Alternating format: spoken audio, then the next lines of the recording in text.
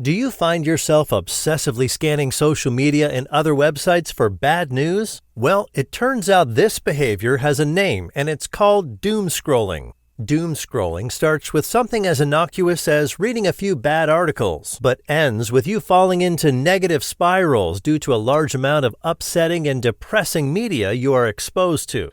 Doomscrolling can have very real negative mental and physical health effects. It can contribute to anxiety, depression, lack of motivation, and generally lead to choices that can negatively impact your life and health. If you have a habit of doomscrolling and it's impacting your health, it's time to stop. So, here are 5 strategies to help you break this bad habit. Now, if you enjoy the content of this video, then please help us out by taking a few seconds to hit the like button and then subscribe to our channel. Alright, let's get started. Strategy number 1. Don't use your phone to start your day. How many times have you started the day by immediately looking at your phone? Unfortunately, this simple habit means you'll start the day by doomscrolling. So think about replacing your phone alarm with something else, like a simple alarm clock. While it's handy to have an alarm on your phone, it sets you up to start the day by immediately looking for news, which then sets you up for anxiety or poor motivation throughout the day.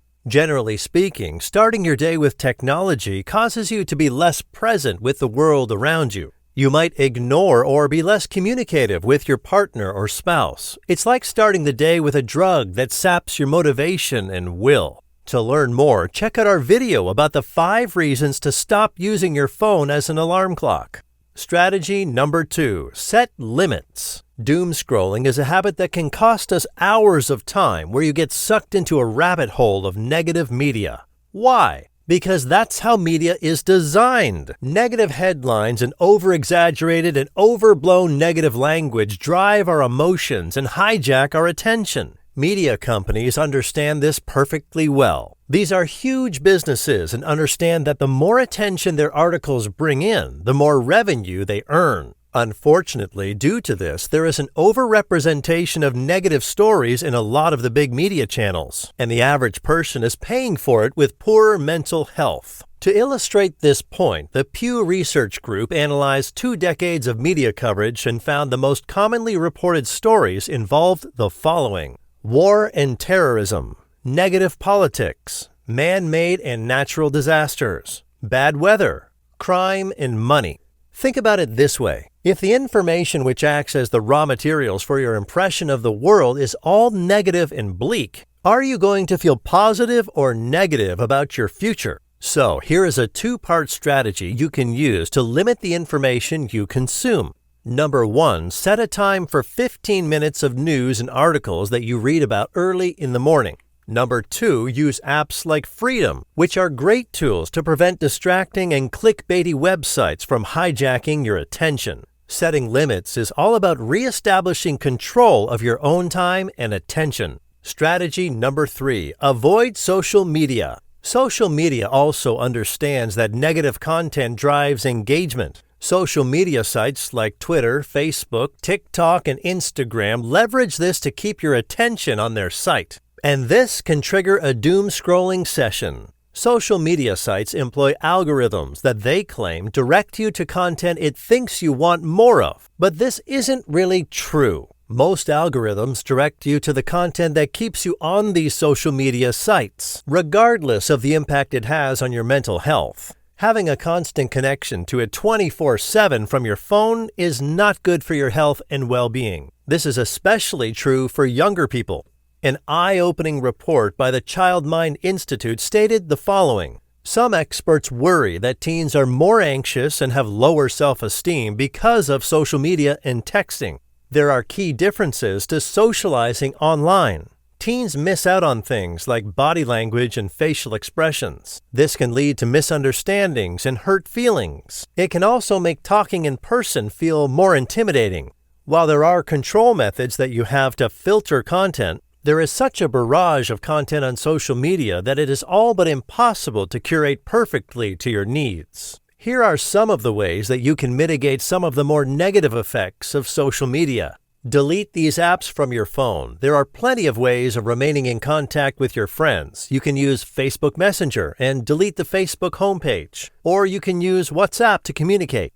Be very selective about who you follow on social media. Choose uplifting and positive profiles. Social media isn't something you can just escape from in the 21st century, but there are a few simple steps you can take to minimize your exposure to this type of content. Strategy number 4, choose positive sources of media. One of the best things about being in the 21st century is the abundance of information that we have access to. This gives you the choice to select only positive sources of information. You can read about uplifting quotes, inspirational stories, the latest technological breakthroughs, and all kinds of wonderful, positive developments that often don't get reported in mainstream media or clickbait websites. For example, the Good News Network has a positive and impactful story to share each day.